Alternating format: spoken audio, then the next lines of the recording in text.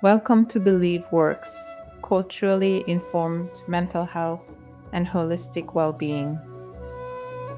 Today, we're focusing on a powerful connection that impacts us all, but carries unique significance for people of African descent: the link between physical exercise and mental health outcomes. Movement as medicine. It's scientifically proven that physical exercise is one of the best forms of medicine for the brain. When we move, our bodies release endorphins, often called natural mood lifters. We also encourage the growth of new brain cells, enhancing calmness and clarity. Regular physical activity is a cornerstone for everyone's mental health, acting as a crucial tool for coping and resilience. However, the journey toward achieving these mental health benefits through exercise is not uniform. For people of African descent, this experience is shaped by complex sociocultural pressures and the simultaneous interaction of multiple identities, what we call intersectionality. Think about it. While exercise can reduce stress, the reality is that many individuals in this community are dealing with chronic systemic stress, the weathering effect of daily microdepression and racial battle for every time we have seen.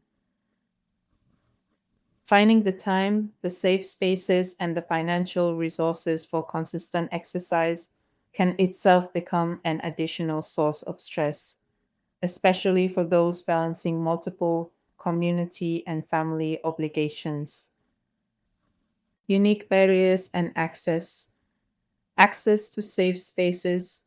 In some urban areas, safety concerns or lack of well maintained parks and recreational facilities can limit opportunities for outdoor activity. Time and resources. Socioeconomic pressures often mean working multiple jobs, severely limiting the time available for self care activities like the gym or organized sports.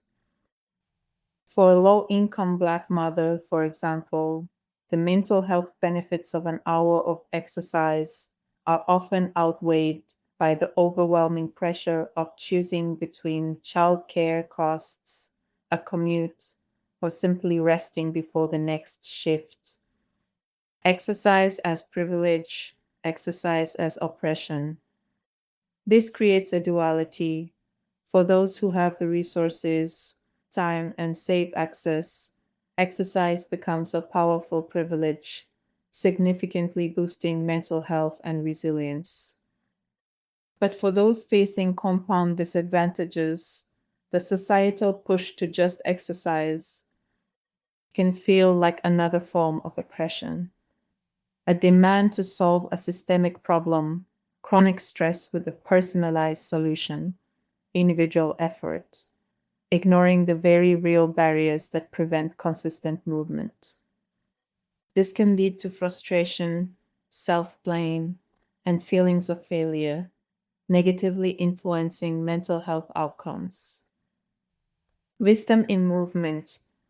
To move forward, we must recognize that promoting mental health through exercise requires dismantling these barriers. It means investing in safe community spaces, promoting culturally relevant movement activities, and advocating for policies that afford people the time and peace of mind to prioritize physical health.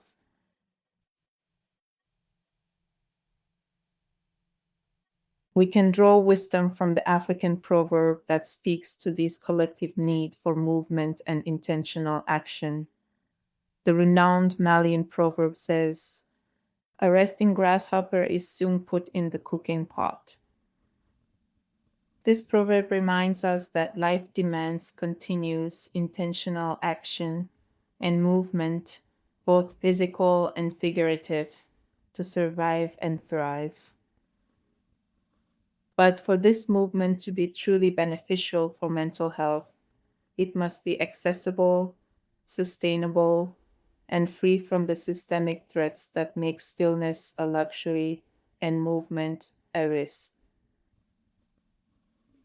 Prioritizing mental health through physical activity requires acknowledging the unique paths and burdens carried by people of African descent and ensuring that the pursuit of health is built on equity, not just effort.